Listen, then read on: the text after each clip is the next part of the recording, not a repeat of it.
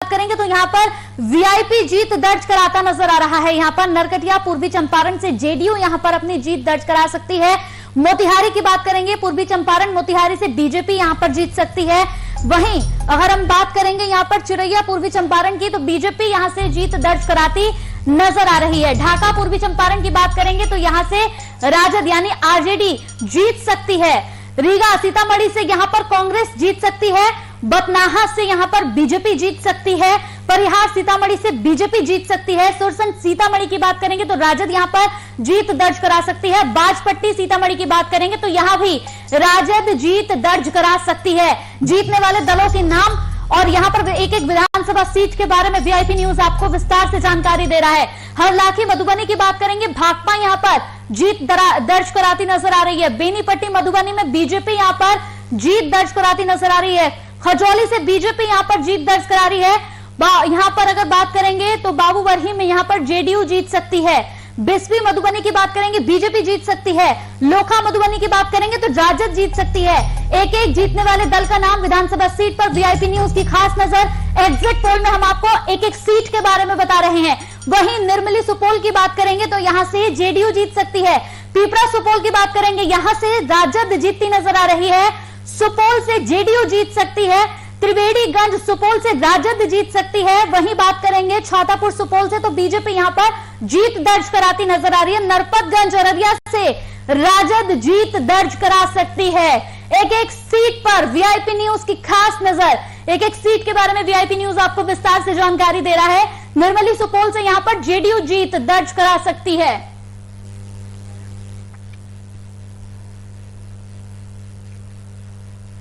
तो हमारे बिहार झारखंड के संपादक कुंदन कृतज्ञ हमारे साथ जुड़े हुए हैं, सीधा उनकी तरफ जाना चाहेंगे। कुंदन जी, जैसे कि अब हम बात कर रहे हैं तीसरे चरण को लेकर, तीसरे चरण का चुनाव संपन्न हो चुका है, वोटिंग संपन्न हो चुकी है। तीसरे अगर हम चरण की बात करेंगे तो क्या कहता है तीसरे चरण का प्रतिशत? देखिए कंचन, अगर तीसरे चरण के चुनाव की बात करें तो चुनाव आयोग से अभी तक जो आधिकारिक जानकारी आई है उस जानकारी में बहुत उत्साहित होने वाली खबरें नहीं हैं।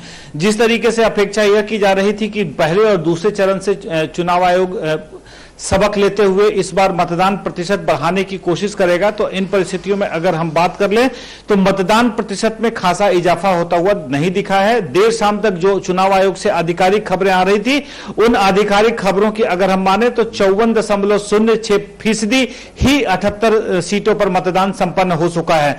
शाम तक जो चुनाव आयोग से आधिकारिक रूप से जो जानकारी हमें प्राप्त हुई है 54.06%। यह एक बहुत अच्छी तस्वीर हम लोकतंत्र के लिए नहीं मान सकते हैं, क्योंकि इन सीटों पर जहां जहां चुनाव होने थे वह काफी महत्वपूर्ण सीटें थी। क्योंकि इस दौरान हमने एक बहुत बड़ी राजनीतिक घटना घटते हुए देखी। पूर्णिया धमदाहा से जब 5 तारीख के मतदान के पहले 7 तारीख के मतदान के पहले 5 तारीख को जब प्रचार समाप्त होने का समय आ रहा था, नीतीश कुमार ने अपने राजनीतिक जीवन से संन्यास लेने की बात, वो भी एक ऐसे इलाके से जो अल्पसंख्यक समुदाय के द्वारा प्रभावित इलाका रहा है। अगर बात कर लें पूर्णिया की तो इन तमाम इलाकों में अल्पसंख्यक जो मतदाता हैं वह इन तमाम सीटों को बहुत ही प्रभावित करते नजर आए हैं। और साथ में अगर इन देखें तो अगर हम शुरुआत पूर्वी चंपारण और पश्चिमी चंपारण से, तो पूर्वी चंपारण और पश्चिमी चंपारण में तीसरे चरण में कुल 12 विधानसभा सीटों पर मतदान संपन्न कराए गए थे। और इन 12 सीटों में 10 सीटें एनडीए गठबंधन को जाती हुई दिख रही हैं। केवल 2 सीट महागठबंधन के खाते जा सकती हैं। वीआईपी न्यूज के एग्जिट पोल का नतीजा सीट दर सीट हम आपको टीवी स्क्रीन पर जानकारी दे रहे हैं कि किस तरीके से पूर्वी चंपारण और पश्चिमी चंपारण के इन 12 सीटों पर 10 सीटों पर एनडीए गठबंधन चुनाव जीतता। जो लीड दूसरे चरण में एनडीए गठबंधन ने महागठबंधन के साथ बराबर किया था, उसमें अब तीसरे चरण के चुनाव में एनडीए लीड लेता हुआ दिख रहा है। 12 सीटों में पूर्वी चंपारण, पश्चिमी चंपारण काफी महत्वपूर्ण इलाके हैं। अगर बात कर लें वाल्मीकि नगर, जहां पर आज लोकसभा उपचुनाव भी संपन्न कराए गए, वाल्मीकि नगर के साथ रामनगर, नरकटियागंज, बगहा, लौरिया, सिकटा, रक्सौल, सुगौली, नरकटिया, मोतिहारी, चिरैया, ढाका, इन तमाम 12 सीटों पर अगर हम बात कर लें तो केवल और केवल सिकटा की सीट और ढाका की सीट महागठबंधन के खाते में जाती हुई दिख रही है। बाकी की 10 सीटें एनडीए गठबंधन में जाता हुआ दिख रहा है। वीआईपी न्यूज एग्जिट पोल का नतीजा आपके टीवी स्क्रीन पर दिख रहा है। हमारे साथ जुड़े हुए वरिष्ठ संपादक मधुरशील। मधुर जी, 12 सीटों में पूर्वी चंपारण, पश्चिमी चंपारण से 10 सीटें एनडीए खाते में जा रही हैं। क्या लगता है, प्रधानमंत्री नरेंद्र मोदी बगहा या तमाम जगहों पर उन्होंने जनसभाएं की हैं, प्रधानमंत्री नरेंद्र मोदी का करिश्मा, मैजिक फिगर काम कर गया? देखिए, का एनालिसिस आप कर रहे थे कि नरेंद्र मोदी ने छपरा से जो शुरुआत की थी और उस तरह से आप देखेंगे बेतिया में, बगहा में, तीसरे चरण का जहां पर मतदान हुआ है, जो पूर्वी और पश्चिमी चंपारण का जो इलाका वहां पे, तो उस लिहाज से अगर आप देखेंगे तो नरेंद्र मोदी का फैक्टर तो काम किया ही किया है। दूसरी तरफ अगर आप देखेंगे तो उन इलाकों में जिसपे तीसरे चरण में, क्योंकि पश्चिमी चंपारण की पूर्वी चंपारण की कई सीटों पर, 9 सीटों पर लगभग दूसरे चरण में मतदान हो चुका था। तीसरे चरण में जो ये 12 सीटें हैं, वो जहां तीसरे चरण में मतदान हुआ, आज जहां मत डाले गए, वो इलाका पहले से भी मतलब एनडीए गठबंधन के साथ देता रहा है। और इस बार चूंकि वो आपको ये लग रहा है कि व्यापक मतलब जो एक जन समर्थन मिलता हुआ दिख रहा है एनडीए को, कि 12 सीटों में से 10 सीटों पर एनडीए बढ़त बनाए हुए है। लेकिन इसमें इन 10 सीटों में से आपने देखा होगा कि 4 सीटें ऐसी हैं जहां कांटे की टक्कर है। वहां अंतिम समय में मतदाताओं ने क्या कुछ किया है, हालांकि जो वीआईपी का सर्वे है वो सच के काफ़ी करीब इसलिए है कि मतलब माइक्रो लेवल पर इसकी जो है वो वहाँ से इसको लिया गया है, वो सैंपलिंग की गई इसकी। तो जो मतदाता कतारबद्ध होकर के और मूड बना करके जब चले जाते हैं, एग्जिट पोल के नतीजे वही होते हैं। और जब मतदाताओं से बात हमारे जो लोगों ने की है उसके बिना पर हम कह सकते हैं कि 10 सीटें एनडीए के खाते में जा रही है। आपने जो सवाल किया कि नरेंद्र मोदी का जादू चल गया, चूंकि आपको याद होगा कि तीसरे चरण के चुनाव में नरेंद्र मोदी ने लोगों को इस हिसाब से कनेक्ट किया था जो वहां के लोग सुनना चाहते थे, जो वहां की जनसभा में लोग जानना चाहते थे कि उनकी सरकार अब तक क्या कर चुकी है। नीतीश कुमार की सरकार अब तक, उनकी सरकार मतलब केंद्र सरकार क्या कर चुकी है और नीतीश कुमार की सरकार वहां 15 सालों में क्या कुछ की है। तो कुछ पॉजिटिव रिस्पांस वहां पर नरेंद्र मोदी ने मतलब महसूस कराया अपने भाषण के जरिए, अपने जनसभाओं के संबोधन के जरिए। तो लोग वहां के कनेक्ट हुए हैं और वो परिणाम इस तरह से दिखता हुआ नजर आ रहा है। और ये जो तीसरे चरण का चुनाव है, खास करके इन 2 इलाकों की अगर बात करें, 12 सीटों की बात करें जहां 2 सीटें महागठबंधन को जा रही हैं, तो वो जो सीटें हैं आपने देखा होगा कि जो ये जिन सीटों पर महागठबंधन के उम्मीदवार, एक तो अलायंस जो हुआ, गठबंधन हुआ, दूसरे जो आपने देखा होगा 7 ऐसी सीटें थी जहां पर कि बागी उम्मीदवार महागठबंधन के पहले वो नेता हुआ करते थे और 7 अलग अलग सीटों पर बागी उम्मीदवार और मजबूत स्थिति उनकी रही थी। और वो एक प्लस पॉइंट एनडीए के लिए हुआ कि जो वो वोट काट रहे हैं, जो उनको वोट मिलेगा, वोट काटने की बात नहीं, जो उनको वोट मिलेगा उसका नुकसान महागठबंधन के प्रत्याशियों को सीधे तौर पर दिख रहा है, मतलब होता दिख रहा है। तो इस लिहाज से हम मतलब ये एग्जिट पोल जरूर एकदम सच के करीब है कि जो एक 7 सीटों पर एक तो वोटों का बिखराव हुआ, महागठबंधन उसको खुद में समेटने में जो है उसका पोलराइजेशन नहीं हो सका महागठबंधन के पक्ष में, लिहाजा एनडीए गठबंधन के जो प्रत्याशी थे उनकी स्थिति मजबूत होती चली गई। चलिए, पूर्वी चंपारण और पश्चिमी चंपारण के बात अगर हम बात कर लें तो सीतामढ़ी में तीसरे चरण में 5 विधानसभा सीटों में चुनाव संपन्न कराए गए। और अगर इन सीटों की बात कर लें तो रीगा, बथनाहा, परिहार, सुरसंड और बाजपट्टी, इन 5 विधानसभा सीटों की अगर हम बात, बथनाहा में एनडीए चुनाव जीतता हुआ दिख रहा है। और यहां से अगर भारतीय जनता पार्टी के उम्मीदवार चुनाव जीत जाते हैं तो कोई बहुत बड़े आश्चर्य की बात नहीं होगी। और बाकी की 4 सीटों के उम्मीदवार, राजद के प्रत्याशी और एक रीगा की बात कर लें तो रीगा से कांग्रेस के प्रत्याशी चुनाव जीतते हुए दिख रहे हैं। तो 3 सीट पर राजद के उम्मीदवार चुनाव जीतते हुए दिखाई दे रहे हैं, 1 सीट पर रीगा से कांग्रेस के उम्मीदवार जीतते हुए दिखाई दे रहे हैं और बथनाहा से अगर बात कर लें तो भारतीय जनता पार्टी के उम्मीदवार चुनाव जीतते हुए दिखाई दे रहे हैं। मधुर जी, जहां पूर्वी चंपारण, पश्चिमी चंपारण में हमने देखा कि एनडीए लीड लेता हुआ दिख रहा था, वहां पर अब सीतामढ़ी की बात कर लें तो सीतामढ़ी में स्थिति उलट हो गई है। 5 सीटों में जिन विधानसभा क्षेत्रों पर आज मतदान संपन्न कराए गए, उसमें से 4 सीटें महागठबंधन के खाते में जा रही, केवल बथनाहा की सीट भारतीय जनता पार्टी यानी एनडीए फोल्डर में जा रहा है। क्या वजह मानते हैं, सीतामढ़ी में स्थितियां क्यों उलट गई? आपको चर्चा के दौरान मैंने अभी थोड़ी देर पहले बताया था कि वो इलाका कौन सा है जहां सड़कों की स्थिति खस्ताहाल है, बाढ़ में जो पुल पुलिया बहे उनका जीर्णोद्धार नहीं हुआ चुनाव के पहले तक। तो जो लोगों में, और बाढ़ के बाद कई आप सुदूरवर्ती इलाकों में जाएंगे, बिजली के खंभे जो ध्वस्त हुए थे और तमाम चीजें, वहां तक अभी वो पावर की सप्लाई सुचारू नहीं हो पाई।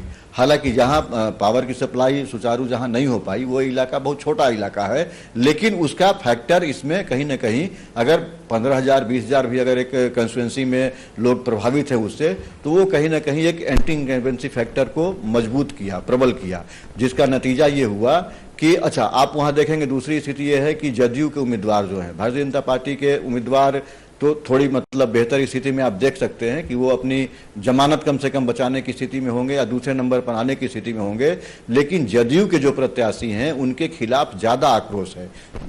सीधे तौर पर आप कह लें कि जो जदयू के प्रत्याशी थे और एक एलजेपी ने जो उनके खिलाफ अपना कैंडिडेट दिया हुआ था और एलजेपी ने मजबूत कैंडिडेट दिया हुआ था, तो ये 2-3 फैक्टर ऐसे हैं। एक तो विकास की वजह से जो विकास की रोशनी उस तरह से नहीं वहाँ पहुँच पाई, जो बुनियादी सुविधाएं हैं उस तरह से वहाँ पे नहीं मतलब देखी जा रही हैं, और जनता वहाँ की सत्ता के खिलाफ एक मैंडेट वहाँ पर बना हुआ था, जो अंतिम चरण में एनडीए गठबंधन के लोग उसको नहीं उनकी मतदाताओं की नाराजगी नहीं दूर कर पाए। एक तो एलजेपी फैक्टर, दूसरा जो गठबंधन में जो बागी उम्मीदवार पैदा हो गए थे, खास करके आपने देखा होगा कि भारतीय जनता पार्टी के उम्मीदवार उस क्षेत्र में जिन 12 सीटों की हम चर्चा कर रहे हैं, या जो इधर सीतामढ़ी की जो चर्चा कर रहे हैं 5 सीटों की, देखा होगा कि बागी प्रत्याशी जदयू प्रत्याशियों महागठबंधन के जो प्रत्याशी हैं उनके वोटों का बिखराव कम हुआ है उस क्षेत्र में, लेकिन जदयू के प्रत्याशी जहां खड़े हैं वहां पर या तो उनके स्वजातीय कोई निर्दलीय कैंडिडेट उनका खेल बिगाड़ रहा है, या तो फिर सीधे तौर पे कह लें कि जदयू के बागी प्रत्याशी वहां खुद अपने पार्टी के प्रत्याशियों का खेल बिगाड़ते हुए नजर आए। भारतीय जनता पार्टी के जो उम्मीदवार जीतते आपको नजर आ रहे हैं इस क्षेत्र में, उनके लिए सूचिता की बात यह थी कि ना तो उनके स्वजातीय कोई वहां निर्दल प्रत्याशी के रूप में थे और ना ही कोई बीजेपी का बागी उनके खिलाफ चुनाव मैदान में था, तो इसलिए वो अपनी प्रतिष्ठा बचाने में शायद कामयाब हो जाएं। चलिए, तो ये हम बात कर रहे थे सीतामढ़ी की, और सीतामढ़ी के इन 5 विधानसभा क्षेत्रों में जहां पर हमने देखा कि महागठबंधन लीड लेता हुआ दिख रहा है। अब इसके बाद हम आते हैं सीमांचल कोसी के उन इलाकों में जिन इलाकों की चर्चा हम इस कार्यक्रम के अभी इस सेगमेंट के शुरुआत में कर रहे थे कि आखिर क्यों पूर्णिया के धामदाहा से नीतीश कुमार ने अपने राजनीतिक जीवन के सक्रिय राजनीतिक जीवन से संन्यास की घोषणा की। अंत भला तो सब भला, हम देखेंगे कि क्या एनडीए का यहां पर भला अंत में हो रहा है, या फिर नीतीश कुमार का यह emotional card, Trump card, Nitish Kumar का ब्रह्मास्त्र, राजनीतिक विश्लेषक इसे अलग अलग नामों से संज्ञा दे रहे हैं। क्या नीतीश कुमार का यह ट्रंप कार्ड काम करता है? सुपौल के 4 विधानसभा सीटों पर आज मतदान संपन्न हुए, अररिया के 3 और किशनगंज के 4 विधानसभा सीटों पर चुनाव संपन्न कराए गए। अररिया जिले के जिस जोकीहाट विधानसभा से आज हमारे पास खबरें आई कि सरफराज अहमद, राजद के उम्मीदवार, उनके ऊपर जिलाधिकारी ने आदर्श आचार संहिता उल्लंघन के मामले में मामला दर्ज कराने का आदेश दिया था। वह पार्टी के प्रतीक चिन्ह के साथ अपने मतदान केंद्र में मतदान करने पहुंचे थे। जाहिर सी बात है आदर्श आचार संहिता का उल्लंघन हुआ था और दे दिया था। अब हम देखते हैं कि सुपौल के निर्मली, पिपरा और सुपौल, इन 3 विधानसभा सीटों के साथ त्रिवेणीगंज, यहां पर त्रिवेणीगंज में महागठबंधन की जीत होती हुई दिखाई दे रही है। सुपौल से एनडीए गठबंधन आगे चल रहा है। पिपरा से महागठबंधन की जीत होती हुई दिख रही है और निर्मली से बात कर ले तो एनडीए। तो सुपौल के 4 सीटों में मुकाबला टाई होता हुआ दिख रहा है।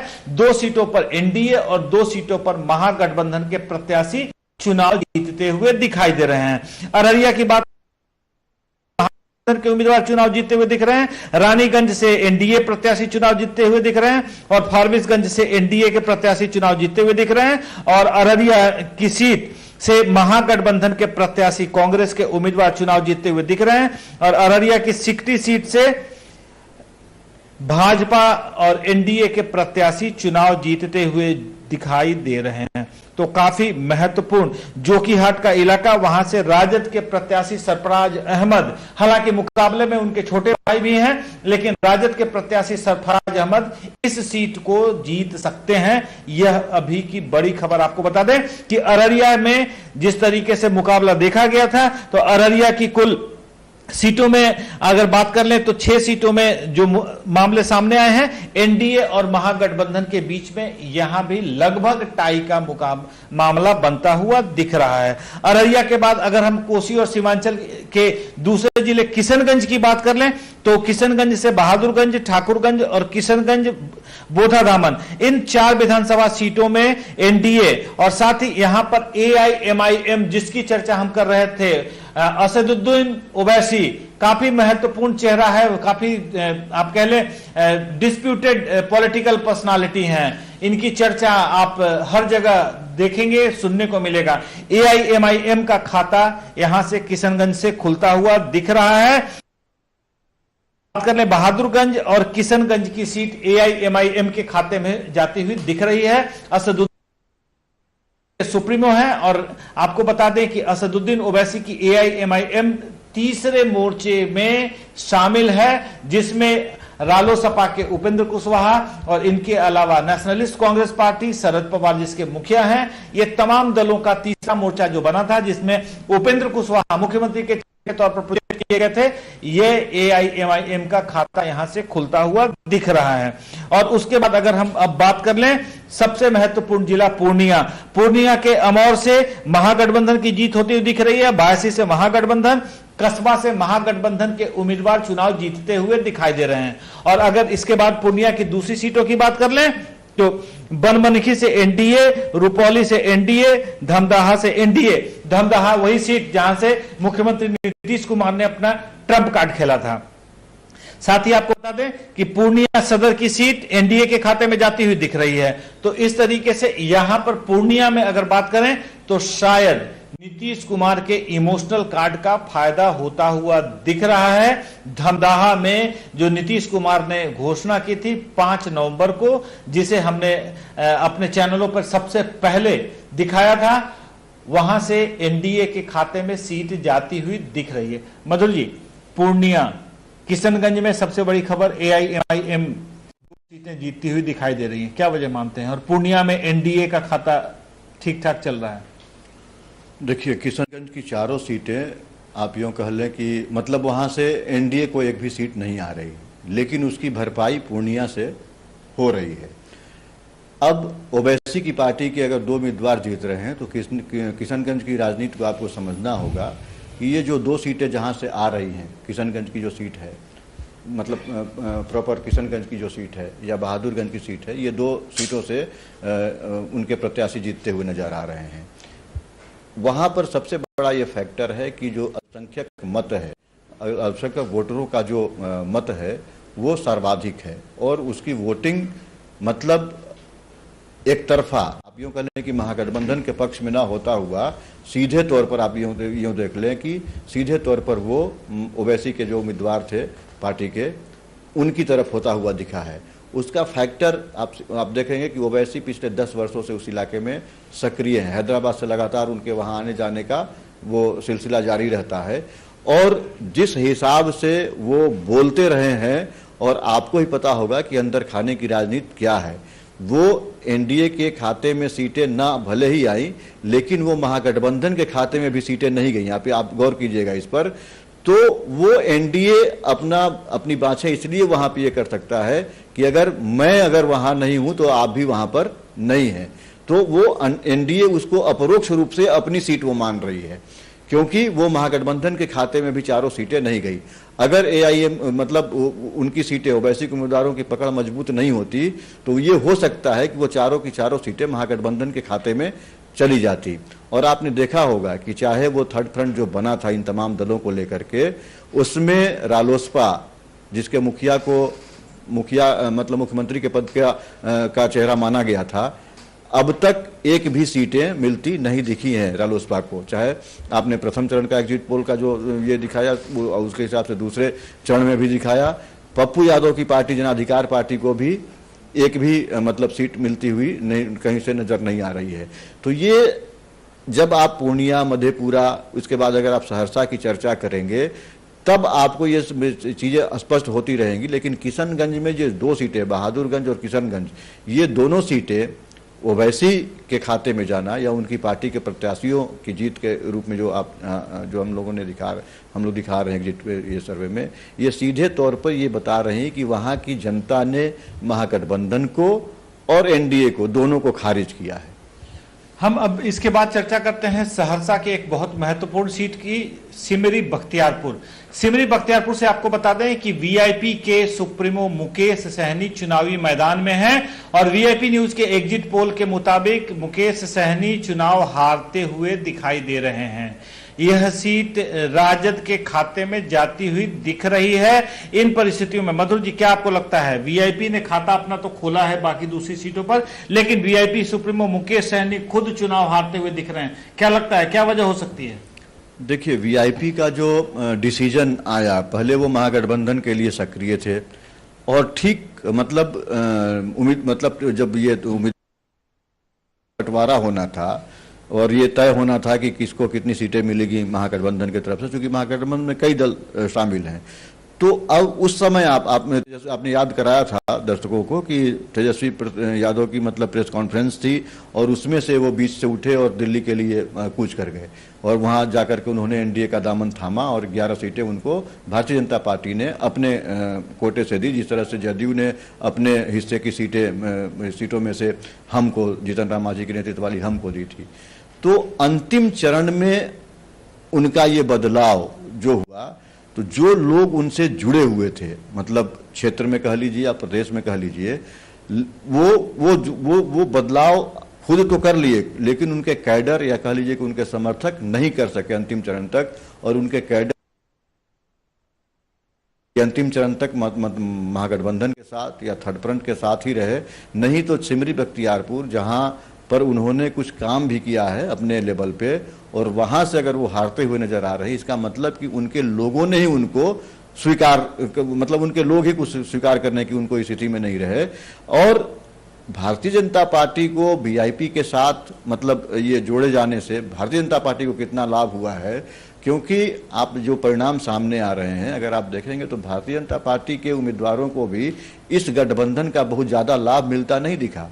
और यही वजह है कि भारतीय जनता पार्टी के जो समर्थक थे, अगर सिमरी बख्तियारपुर में खुलकर के उनके साथ वीआईपी के जो मुख्य सुप्रीमो हैं मुकेश सहनी, उनके साथ अगर खुलकर के आए होते तो शायद वहां की स्थिति या वहां की तस्वीर थोड़ी बदली हुई होती और वो जीत के करीब होते, लेकिन वो स्थिति नहीं बन पाई। मतलब भारतीय जनता पार्टी के कार्यकर्ताओं को और वहाँ की जिला इकाई कह लीजिए या जो विधानसभा क्षेत्र के जो कैडर जो हैं, वो उनके साथ उस रूप में नहीं जुड़ पाए जिस तरह से आप दूसरे इलाकों में देखेंगे कि जो गठबंधन के मतलब जदयू के जहाँ प्रत्याशी खड़े हैं वहाँ भारतीय जनता पार्टी के लोग कंधे से कंधे मिला करके खड़े रहे। हालांकि प्रधानमंत्री की लगभग सभी जनसभाओं में आप देखेंगे कि जो सासाराम से उनकी पहली सभा की शुरुआत हुई थी, वहां से लेकर के लगातार कई सभाओं में मुकेश सहनी को मंच पर, प्रधानमंत्री के जो की रैलियां थी उसके मंच पर उनको स्थान दिया गया था।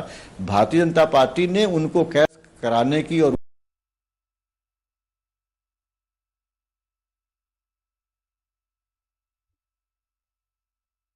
कद उनका मंचों तक ही सीमित रह गया, जनता के बीच में उनका कद नहीं बढ़ा। नहीं तो सुप्रीमो अगर उनके दूसरे कैंडिडेट जीत रहे हैं तो 11 में से कम ये उम्मीद करते थे लोग कि 3-4 सीटें उनकी आ जाएंगी, लेकिन उस तरह का परिदृश्य सामने आता दिख नहीं रहा है।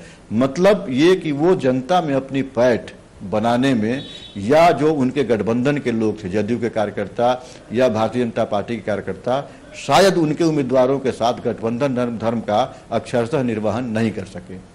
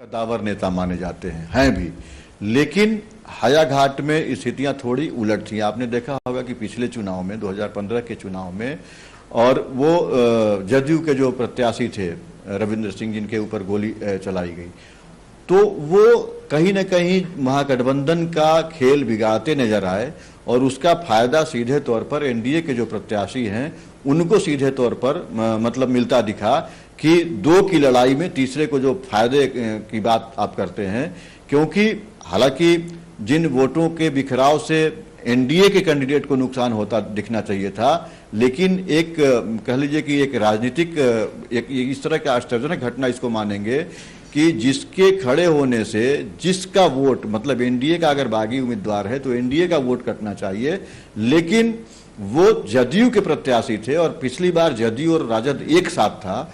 उस समीकरण के नाते एनडीए गठबंधन को फायदा हो गया, क्योंकि जदयू के जो नेता थे, जो निर्दलीय बागी उम्मीदवार के रूप में चुनाव लड़ रहे थे, उनके पक्ष में, चूंकि मतदान से ठीक 2 दिन पहले जिस दिन चुनाव प्रचार समाप्त हुआ था उसी दिन शाम को उनको गोली मार दी गई थी, तो एक सहानुभूति की लहर उनके पक्ष में देखी गई और उन्होंने राजद कैंडिडेट का खेल बिगाड़ा और एनडीए कैंडिडेट को उसका लाभ सीधे तौर पर हुआ और इस वजह से चक्रव्यूह में भोला यादव फंसते नजर आ रहे हैं।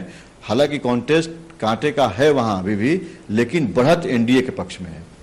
चलिए, तो हमने देखा कि किस तरीके से कीन कंटेस्ट होने के बावजूद भी बढ़त एनडीए के खाते में जाती हुई दिख रही है। अब अगर इसके बाद हम बात कर लें तो मुजफ्फरपुर के उन विधानसभा सीटों की जिन सीटों पर तीसरे चरण में मतदान संपन्न कराए गए, गायघाट, औराई, बोचहां, सकरा, कोढ़नी और मुजफ्फरपुर, इन तमाम सीटों पर जो मतदान के बाद जो हमारे पास एग्जिट पोल के नतीजे आए हैं, गायघाट की सीट महागठबंधन को जाती हुई दिख रही है, राजद के प्रत्याशी यहां से जीत दर्ज करते हुए दिखाई दे रहे हैं। मुजफ्फरपुर औराई से भाजपा एनडीए के प्रत्याशी जीत दर्ज करते हुए दिखाई दे रहे हैं। बोचहा से वीआईपी जीत दर्ज करती हुई दिखाई दे रही है। सकरा से जदयू के उम्मीदवार हैं।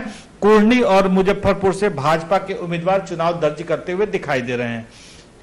तो ये मुजफ्फरपुर जिले तक की तस्वीरें हमने आपको बताई। इसके पहले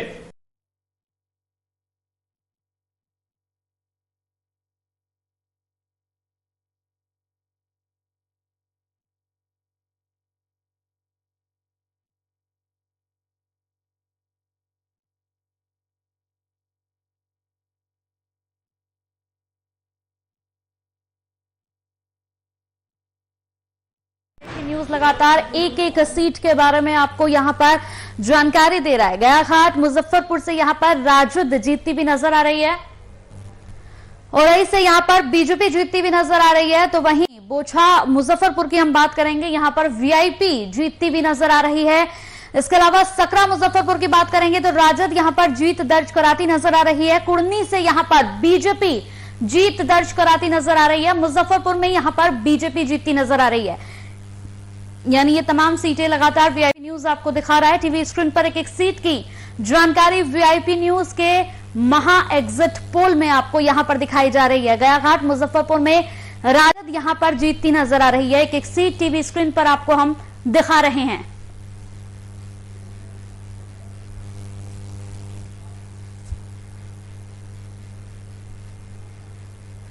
तो दरभंगा से यहाँ पर बीजेपी जीतती नजर आ रही है। दरभंगा से बीजेपी जीत रही है, वहीं बहादुरपुर दरभंगा से जेडीयू जीतती नजर आ रही है। केवटी की बात करेंगे, यहां से राजद जीतती भी नजर आ रही है, तो वहीं दरभंगा ज्वाली से बीजेपी जीतती भी नजर आ रही है।